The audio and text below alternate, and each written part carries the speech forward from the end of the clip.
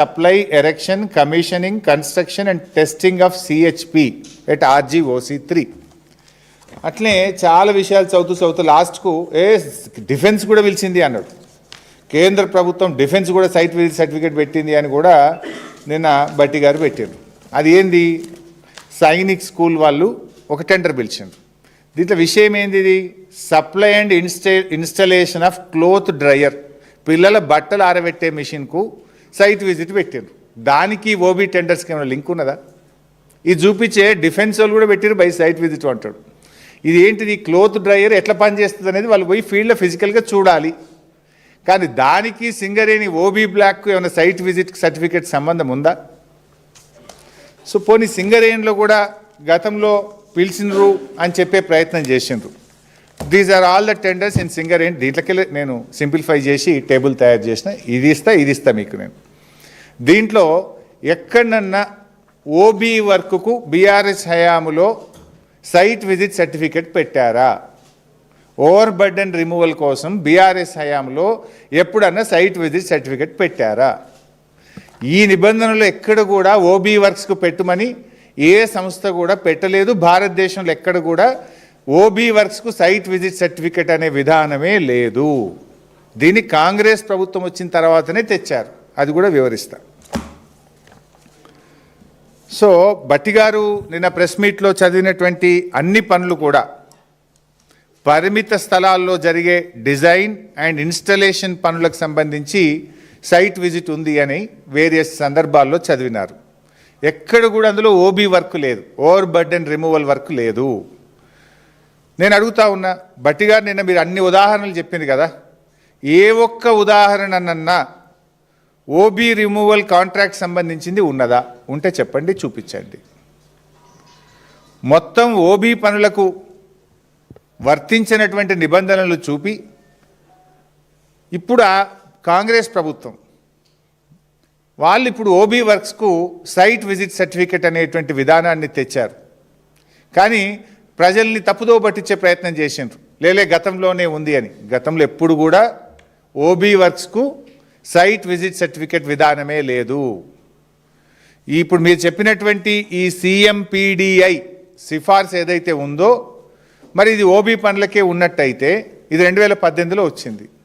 2018 నుంచి 2024 వరకు అనేక ఓబీ వర్క్స్కు సింగరేణిలో టెండర్లు పిలిచారు. మరి ఏ ఒక్క దాంట్లోనన్నా సైట్ విజిట్ సర్టిఫికేట్ ఉందా? ఉంటే చూపించండి. ఇది 2018లో వచ్చింది అన్నారు కదా. 2018 to 2024 అనేక ఓబీ వర్క్స్కు సింగరేణిలో టెండర్లు పిలిచారు. 100 కోట్ల కాంట్రాక్టర్లకు టెండర్లు పిలిచారు. ఏ ఒక్క దాంట్లోనన్నా సైట్ విజిట్ సర్టిఫికేట్ ఉందా? ఉంటే బయట పెట్టండి. లేదు. ఇప్పుడు 2025-26లో మాత్రమే ఈ సైట్ విజిట్ సర్టిఫికేట్ వచ్చింది. 2025-26లో కాంగ్రెస్ ప్రభుత్వం అధికారంలోకి వచ్చిన తర్వాతనే ఈ సైట్ విజిట్ సర్టిఫికేట్ అనే షరతును తీసుకొచ్చారు. ఈ ఓబీ విషయంలో సైట్ విజిట్ సర్టిఫికేట్ను విధానాన్ని తెచ్చింది కాంగ్రెస్ పార్టీ కాదా బట్టి గారు? మాట్లాడదామా? ఎక్కడ మాట్లాడదాం చెప్పండి, నిజాన్ని ఒప్పుకోండి. ఇంకా ఇంట్రెస్టింగ్ పాయింట్ చెప్తా మీకు నేను. 2025 జనవరి కాంగ్రెస్ ప్రభుత్వం వచ్చిన తర్వాత 2025 జనవరిలో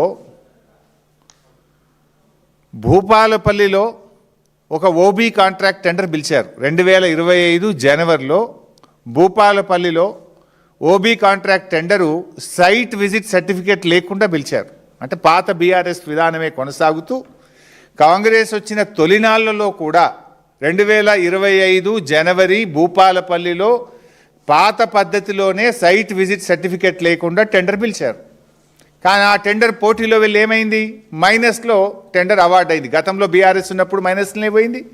కాంగ్రెస్ వచ్చిన తొలినాళ్లలో మొదటి 2 నెలల్లో టెండర్ కూడా without site visit certificate tender పిలిచిండ్రు. అది కూడా గతంలో వెళ్ళినట్టే మైనస్ టెండర్ పోయింది.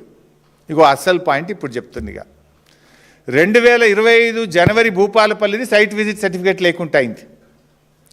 కరెక్ట్గా 3 నెలలకు 2025 మే నెలలో VROC టెండర్ సైట్ విజిట్ సర్టిఫికేట్తో పిలిచిండ్రు.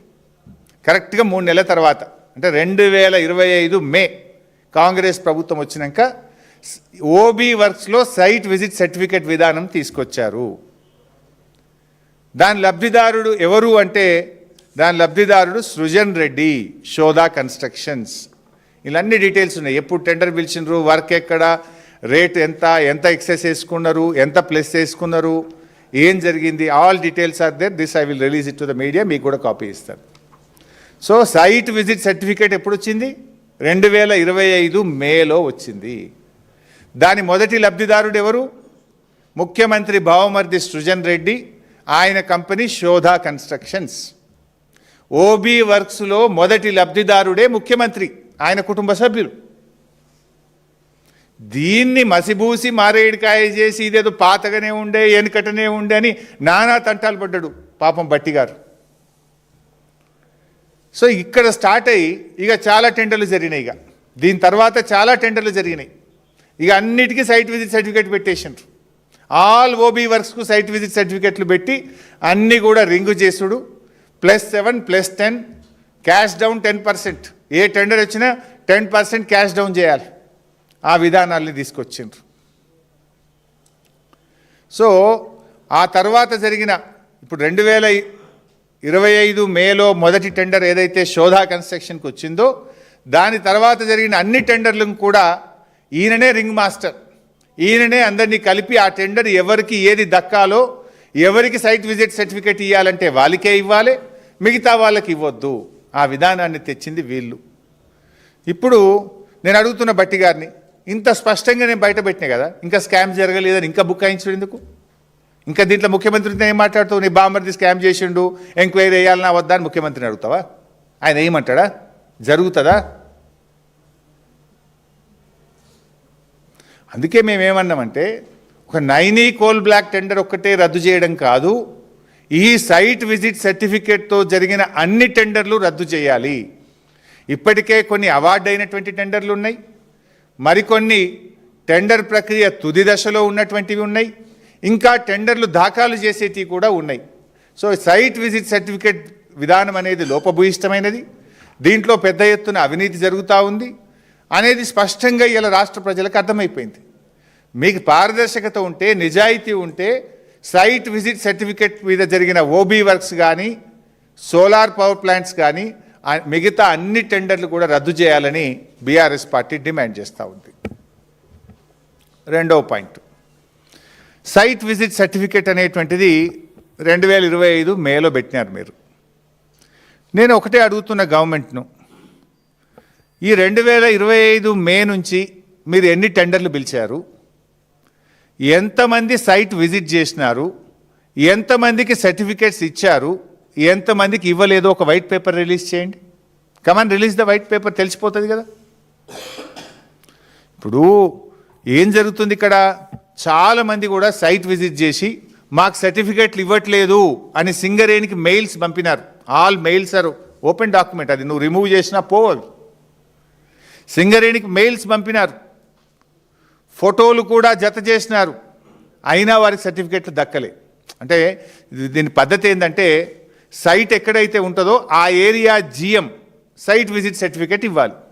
ఆ జిఎం ఆఫీస్కు పోతే ఆ జిఎం గారు సైట్ విజిట్ సర్టిఫికేట్లు ఇవ్వడు.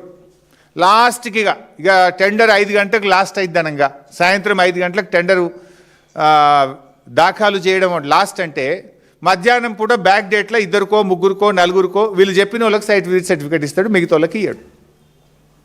కొంతమంది కాంట్రాక్టర్లు ఆ జిఎం ఆఫీస్ ముందు నిలబడి సెల్ఫీ తీసుకొని, ఇగో నేను సైట్ విజిట్ చేసిన, నేను సింగరేణి జిఎం ఆఫీస్ ముందే సెల్ఫీ తీసుకుంటున్నా, మాకు సైట్ విజిట్ సర్టిఫికేట్ ఇవ్వలేదు, మా టెండర్ను కన్సిడర్ చెయ్యండి, ఇగో ఇదే ప్రూఫ్, నేను సైట్ విజిట్ చేసిన ఫోటో ఇది, సింగరేణి జిఎం ఆఫీస్ ముందు సెల్ఫీ తీసుకున్న ఫోటో ఇది, మరి మాకు సైట్ విజిట్ సర్టిఫికేట్ ఇవ్వడం లేదు, మా టెండర్ను కన్సిడర్ చేయండి అని ఎన్ని మెయిల్స్ వచ్చినాయి? అనేక మంది మెయిల్స్ పంపినారు. లైక్ ఎన్సీసీ కంపెనీ మెయిల్ పంపింది, జిఆర్ఎన్ కంపెనీ మెయిల్ పంపింది, మహాలక్ష్మి కంపెనీ మెయిల్ పంపింది. ఇట్లా ఎన్నో కంపెనీలు మాకు సైట్ విజిట్ సర్టిఫికేట్ ఇవ్వట్లేదు, మా పలానా తారీఖు నాడు సైట్ విజిట్ చేసినాము, ఇగో ఇది సైట్ విజిట్ ఫోటో, ఇగో ఇది జిఎం ఆఫీస్ ముందు నిలబడ్డ ఫోటో, జిఎం ఆఫీస్ ముందు తీసుకున్న సెల్ఫీ ఫోటో, మమ్మల్ని కన్సిడర్ చేయండి అని మెయిల్స్ ఎన్ని వచ్చినాయి ఆ మెయిల్స్ బయట పెట్టండి. నేను పెట్టమంటే పెడతా, మీరు పెడతారా నన్ను పెట్టమంటారా? సైట్ విజిట్ సర్టిఫికేట్ మాకు ఇవ్వడం లేదు అని జిఎం ఆఫీస్ ముందు నిలబడి సెల్ఫీలు తీసుకొని మీకు పెట్టింది నిజమా కాదా? మీకు నంబర్ ఆఫ్ మెయిల్స్ వచ్చింది నిజమా కాదా? ఇంతకంటే ప్రూఫ్ ఏం కావాలి? నా దగ్గర ఫోటోలు ఉన్నాయి, వీడియోలు ఉన్నాయి, ఈమెయిల్స్ ఉన్నాయి. టైం వచ్చినప్పుడు మీరు ఎంక్వైరీ సిట్టింగ్ జడ్జితో ఆదేశించండి, నేను అన్నీ సబ్మిట్ చేయడానికి రెడీగా ఉన్నా. ఇది ఇంకా చాలా చాప్టర్లు ఉన్నాయి ఈ స్కామ్లో. 1-2 స్కాములు కాదు, 10ల సంఖ్యలో సింగరేణిలో స్కాములు జరిగినాయి. నేను 2 చాప్టర్లు రిలీజ్ చేసిన. First OB scam, second solar scam, 2 release చేసిన. ఇంకా చాలా ఉన్నాయి. సీరియల్గా వదలాల్సి వస్తుందేమో. ఈమెయిల్స్ ఉన్నాయి, ఫోటోలు ఉన్నాయి, వీడియోలు ఉన్నాయి. ఏ హోటల్లో ఈ కింగ్ పిన్ ఏ హోటల్లో మీటింగ్ పెట్టిండు, హోటల్లో కూర్చున్న కాంట్రాక్టర్లు, ది రింగ్ మాస్టర్, ముఖ్యమంత్రి గారి బంధువు కూడా కూర్చున్న ఫోటోలు కూడా నా దగ్గర ఉన్నాయి. టైం వచ్చినప్పుడు రిలీజ్ చేస్తా.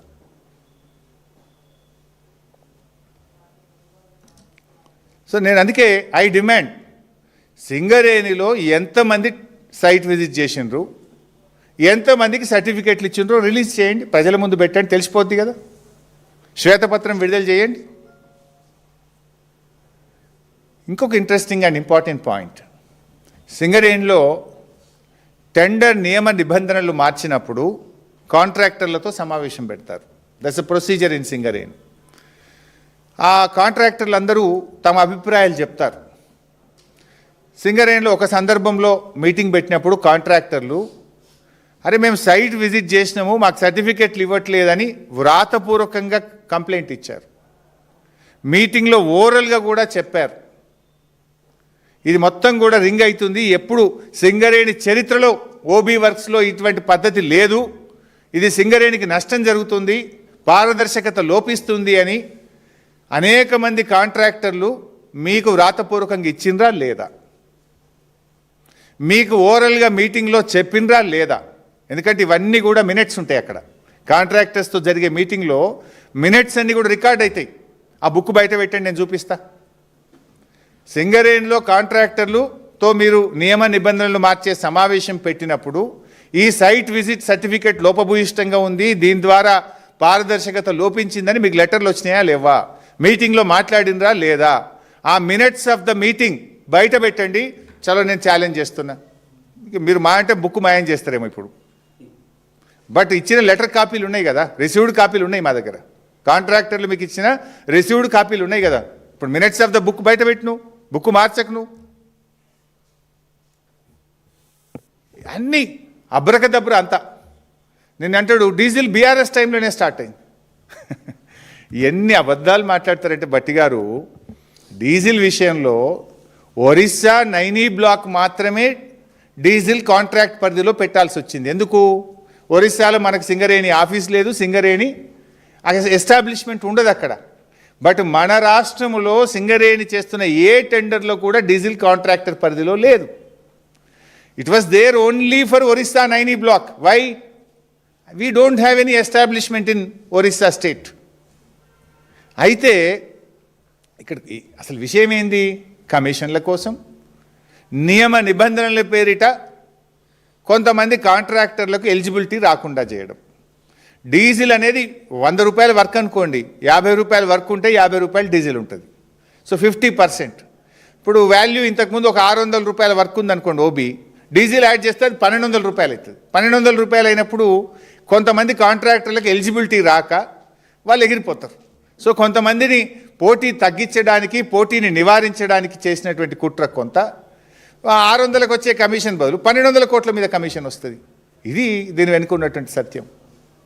మరి ఇంకోటి అడుగుతున్నా నేను, మరి డీజిల్ బీఆర్ఎస్ హయాంలోనే వచ్చిందని ఒక మాట అన్నావు కదా. ఆన్ గోయింగ్ ఎగ్జిస్టింగ్ వర్క్స్ ఒక 100 ఉన్నాయి సింగరేణిలో.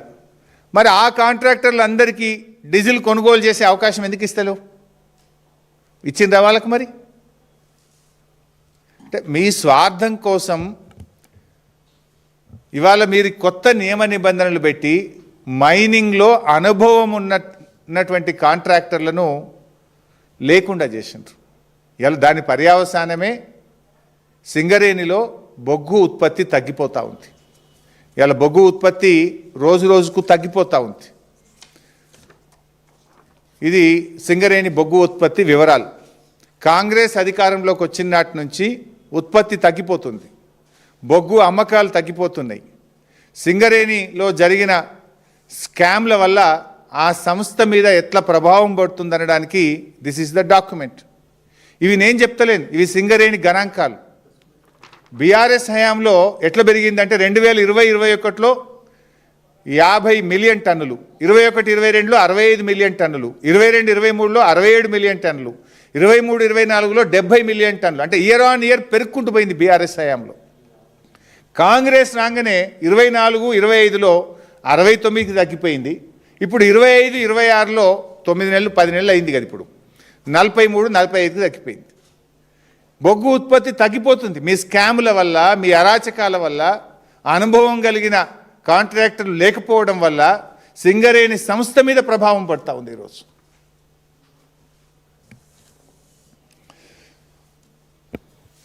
దీని ఎందుకంటే నియమ నిబంధనలు మార్చి రేవంత్ రెడ్డి బావమరిదికో, అనుభవం లేని కాంట్రాక్టర్లకో, మీ అనుయాయులకు టెండర్లు మీరు కట్టబెట్టింది నిజం. దానివల్ల ఇవాళ సింగరేణి ఉత్పత్తి తగ్గిపోతున్నది నిజం, సింగరేణి లాభాలు తగ్గుతున్నది నిజం. కాంగ్రెస్ 2 ఏళ్ల పాలనలో స్కీములు రాలేదు కానీ పదుల సంఖ్యలో స్కాములు మాత్రం వచ్చినాయి. 6 గ్యారంటీలు లేవు, 420 హామీలు లేవు. జాబ్ క్యాలెండర్ మాట దేవుడెరుగు కానీ స్కామ్ క్యాలెండర్ మాత్రం తెచ్చిండు రేవంత్ రెడ్డి. రేవంత్ రెడ్డి గారు జాబ్ క్యాలెండర్ అయితే దేలే, స్కామ్ క్యాలెండర్ మాత్రం తెచ్చిండు రేవంత్ రెడ్డి గారు. 2 ఏళ్లలో నెలకొక్క స్కామ్ బయటపడుతున్నది. Civil supply scam, fly ash scam, RTC contract scam, ఇసుక scam, 4th city scam, 30% commission scam, Amrut టెండర్ల స్కామ్, మెడికల్ ఎగ్జామ్ స్కామ్, ఇండస్ట్రీస్లో హిల్ టీపీ పాలసీ, పారిశ్రామిక భూముల అమ్మకం scam, land scam, power scam, మొన్న బొగ్గు స్కామ్, నిన్ననేమో సోలార్ పవర్ స్కామ్. ఇట్లా చదువుకుంటూ పోతే చాలా పెద్ద లిస్ట్ ఉన్నది. స్కీములు రాలే కానీ స్కామ్లు వచ్చినాయి రేవంత్ పాలనలో. కుంభకోణాలకు కేర్ ఆఫ్ అడ్రస్గా నిలిచింది రేవంత్ రెడ్డి గారి పాలన. అందుకే ఈ స్కామ్ల దృష్టి నుంచి ప్రజల దృష్టి మరల్చేందుకే ఈ సిట్ విచారణలు. సిట్ విచారణ ఇస్తే మేమేందో భయపడిపోతాం అనుకుంటున్నారు, ఈ స్కాములు బయట పెట్టకుండా ఆగుతాయి అనుకుంటున్నారు. నాకు తెలిసి ఇవ్వాలని మాట్లాడినా కదా, రేపు ఎల్లుండో ఇంకో ప్రేమలేఖ వస్తుంది, గ్యారంటీగా వస్తుంది.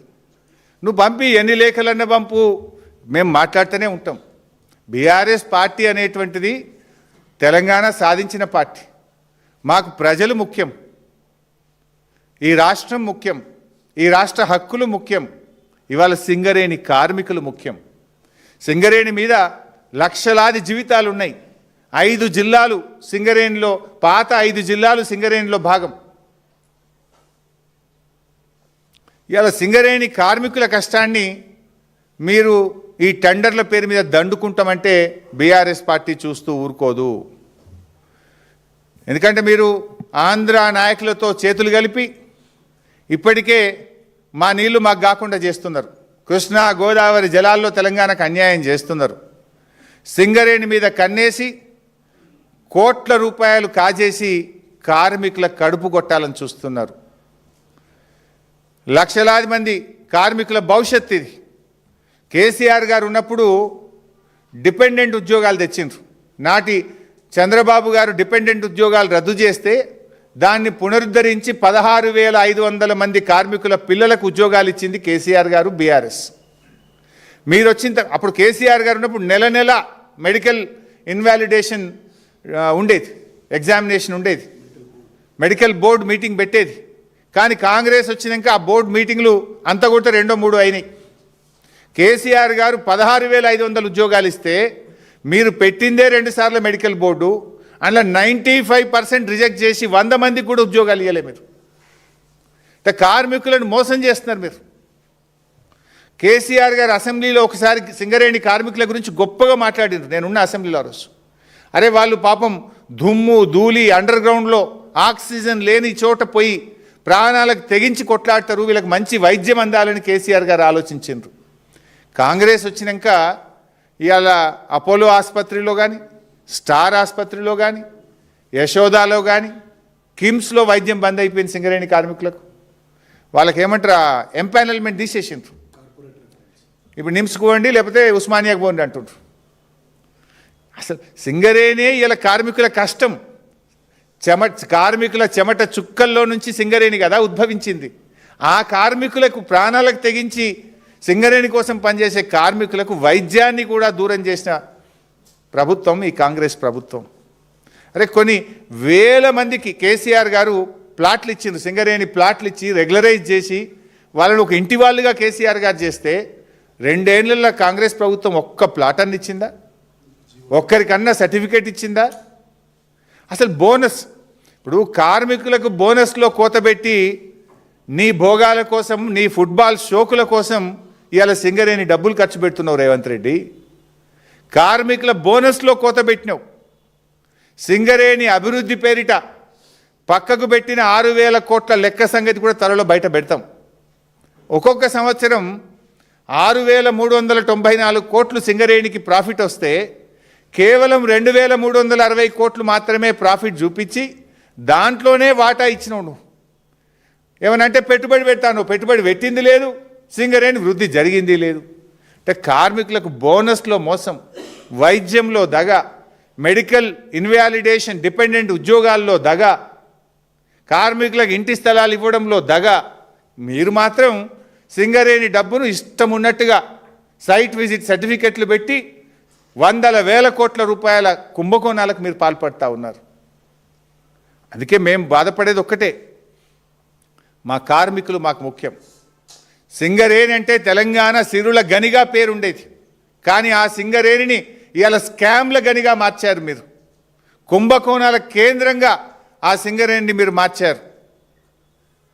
ఆనాటి యూపీఏ ప్రభుత్వం కోల్గేట్ స్కామ్ చేసింది, మరి నేటి మన కాంగ్రెస్ ప్రభుత్వం సింగరేణి కోల్ స్కామ్ పాల్పడ్డది.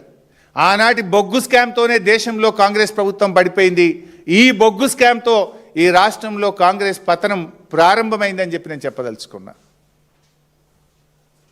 ఇలా సింగరేణి కార్మికులు ఉద్యమంలో ప్రాణాలకు తెగించి కొట్లాడారు.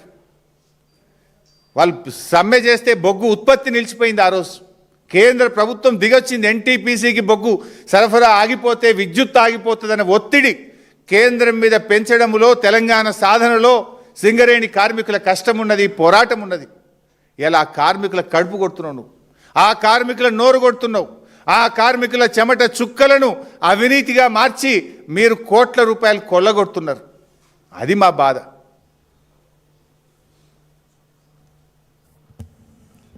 సైట్ విజిట్ సర్టిఫికెట్ షరతు లేకుండా టెండర్ మీ కాంగ్రెస్ హయాంలో జరిగితే మైనస్ పోయింది. వెంటనే 3 నెలలకు సైట్ విజిట్ సర్టిఫికేట్తో టెండర్ జరిగితే ప్లస్ టెండర్లు అయినాయి. ఇది open shut and mouth case, open corruption, red హ్యాండెడ్గా కాంగ్రెస్ దొరికిపోయింది. ఇంకేం బుకాయిస్తారు? ఈమెయిల్స్ ఉన్నాయి, ఫోటోలు ఉన్నాయి, వాట్సాప్లు ఉన్నాయి, వీడియోలు ఉన్నాయి. ఇంకేం కావాలి? ఇంకా ఎంతకాలం బుకాయిస్తారు? పారదర్శకత అంటూ మాట్లాడిన భట్టి గారు కేవలం, నేను అడుగుతున్న భట్టి గారు, కొంతమందికే సైట్ విజిట్ సర్టిఫికెట్లు ఎందుకు ఇచ్చారు, మిగతా వాళ్ళకి ఎందుకు ఇవ్వలేదు? బయట పెట్టండి. ఎన్ని ఈమెయిల్స్ వచ్చినాయో బయట పెట్టండి. ఎంతమంది సైట్ విజిట్ చేసినారు, ఎంతమందికి సర్టిఫికెట్లు ఇచ్చినారో బయట పెట్టండి. నిన్నటి భట్టి గారి ప్రెస్ మీటు సమాధానాలు చెప్పడం కంటే సమర్థించుకునే ప్రయత్నమే ఎక్కువ చేసినారు. ఇవన్నీ చూపించుకుంటూ ఇందులో ఏమున్నది, బట్టలు ఉతికే వాషింగ్ మిషన్కు సైట్ విజిట్ సర్టిఫికేట్ ఉంది, డిఫెన్స్ వాళ్ళు ఇచ్చిండ్రు, నేను సింగరేణిలో ఓబీ బ్లాక్ పెట్టేయింది అంటాడు. ఎక్కడన్నా అలా ఓబీ బ్లాక్ ఉందా నువ్వు చూపించిన దాంట్లో? సరే, భట్టి గారంటే మాకు కూడా చాలా గౌరవం. ఆయన చాలా సీనియర్ కాంగ్రెస్ నాయకులు, 30-40 ఏళ్ళ నుంచి కాంగ్రెస్ పార్టీలో ఉన్నారు. వారి కుటుంబం అంతా కూడా కాంగ్రెస్ పార్టీలో ఉన్నది. అత్యున్నత హోదా పొందే అవకాశం ఉన్నటువంటి నాయకుడు భట్టి గారు.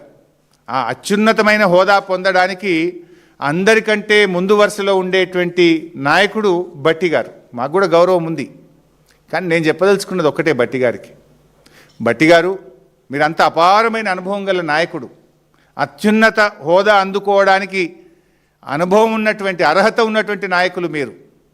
దయచేసి మీరు రేవంత్ రెడ్డి గారి కళ్ళల్లో ఆనందం కోసం పనిచేయకండి. రాష్ట్ర ప్రజల కళ్ళల్లో ఆనందం చూసే విధంగా పనిచేయడం ఒక సీనియర్ నాయకుడిగా మీ బాధ్యత అని నేను చెప్పదలుచుకున్నా. అందుకే మీ కాంగ్రెస్ పాలనలో జరిగిన బొగ్గు స్కామ్లో ఒక సిట్టింగ్ జడ్జి చేత, సుప్రీంకోర్టు హైకోర్టు సిట్టింగ్ జడ్జి చేత లేదా సిబిఐ చేత విచారణ జరపాలని చెప్పి నేను డిమాండ్ చేస్తూ ఉన్నా. రేవంత్ రెడ్డితో మాట్లాడితే ఏమవుతుంది? నువ్వు ఏమంటున్నావు? ఉత్తరం రాయి, నేను రేవంత్ రెడ్డితో మాట్లాడి చెప్తా అంటున్నావు. అరే కుంభకోణానికి సూత్రధారి పాత్రధారి అంతా రేవంత్ రెడ్డి అంటే నువ్వు ఆయనతో మాట్లాడుతుంటే దొంగ చేతికి తాళపు చేలు ఇచ్చినట్టు కదా ఇది. అందువల్ల ముఖ్యమంత్రి స్థాయి వ్యక్తి మీద విచారణ జరగాలంటే అది కేంద్ర ప్రభుత్వ స్వతంత్ర ప్రతిపత్తి కలిగిన సంస్థ విచారణ జరపాలి. సెంట్రల్ విజిలెన్స్ కమిషనా, సిబిఐయా, ఒక సుప్రీంకోర్టు సిట్టింగ్ జడ్జి చేతన ఆ స్థాయిలో జరపండి. అందుకే నేను కేంద్ర మంత్రి గారికి లేఖ రాశాను. సరే, ఇంకా కొన్ని విషయాలు ఉన్నాయి, నేను మళ్ళీ నెక్స్ట్ రౌండ్లో చెప్తే ఇలా ఎక్కువైతున్నాయి. కేంద్ర ప్రభుత్వం పంపిన కమిటీ ఎవరు, ఆ కమిటీలో ఉన్న వాళ్లకు వీళ్ళకున్న సంబంధాలు ఏంది, వాళ్ళు కూడా ఎట్లా కుమ్మక్క అవుతుండ్రు, ఆల్ దోస్ డీటెయిల్స్ నేను మళ్ళీ చెప్తాను. సో నేను ఫైనల్గా మళ్ళీ చెప్పేది ఒక్కటే, ఈ సైట్ విజిట్ సర్టిఫికెట్ తెచ్చిందే కాంగ్రెస్, స్కామ్కు తెరలేపిందే కాంగ్రెస్, డీజిల్ కుంభకోణాన్ని తెచ్చింది కాంగ్రెస్, ఇంకా నేను చాలా పాయింట్స్ కూడా చెప్పిన, బహుశా మీరు గమనించి ఉంటారనుకుంటున్నా. మొన్న నేను సోలార్ పవర్ టెండర్ స్కామ్ గురించి చెప్పిన, దాని గురించి సమాధానం వచ్చిందా? నేను మొన్న ఇంకోటి చెప్పిన, శ్రీరాంపూర్ టెండరు ఓపెన్ అయిన తర్వాత 7 సార్లు డేటు పెట్టి 7 సార్లు ప్రైస్ బిడ్ ఎందుకు ఓపెన్ అయింది? మీ రింగ్ ఫైనల్ కాలేదు కదా, మీ లెక్క సెటిల్ కాలేదని కదా. ఎక్కడైనా 7 సార్లు ప్రైస్ బిడ్ ఓపెన్ కాకుండా టెండర్ వాయిదా పడుతుందా? ఏం కారణం చేత వాయిదా పడ్డది? ఎందుకు ఆ టెండర్ని ఇంకా రద్దు చేస్తలేరు?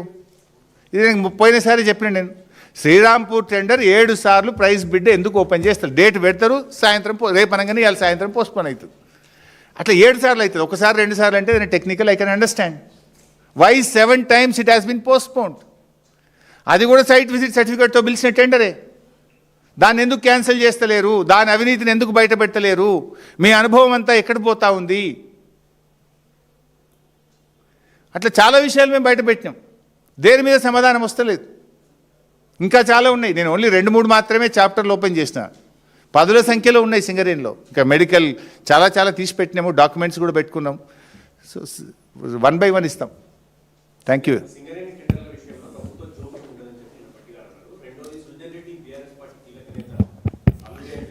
స్ట్రైట్గా అడుగుతున్నా, సృజన్ రెడ్డి రేవంత్ రెడ్డి బామ్మర్దా కాదా?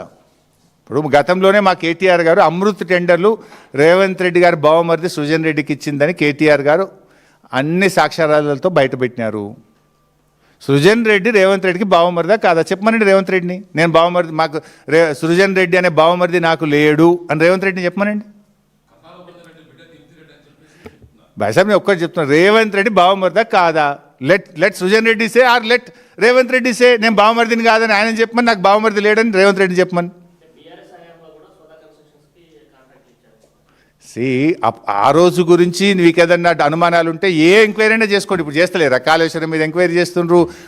అసలు మీరు చేయని ఎంక్వైరీ ఉన్నదా ఏమన్నా? ఇప్పటికీ 100 ఎంక్వైరీలు వేసిండ్రు, బీఆర్ఎస్ మీద 100 ఎంక్వైరీలు వేసిండ్రు. చేసుకోండి, అది మీరే గవర్నమెంట్లో ఉన్నారు కదా. మేము రాష్ట్రంలో అధికారంలో లేము, కేంద్రంలో అధికారంలో లేము. కేంద్రంలో కూడా మీ దోస్తే ఉన్నాడు. మీదంతా బడే బై చోటే బై గవర్నమెంటే కదా. బైసాబ్, ఈ విషయం ఇంకా చాలా ముందుకు పోతుంది. పాత రోజుల్లో అయితే ఇట్లాంటి అవినీతి వచ్చినప్పుడు నిజాయితీగా రాజీనామా చేసిన సందర్భాలు ఉన్నాయి.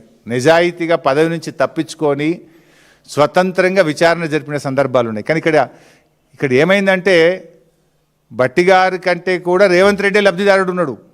సరే, అందులో బట్టిగారి పాత్ర ఎంత, రేవంత్ రెడ్డి పాత్ర ఎంత అనేది విచారణలో బయటకు రావాలి. లబ్ధిదారుడు ఎవరు? రేవంత్ రెడ్డి బావమరిది.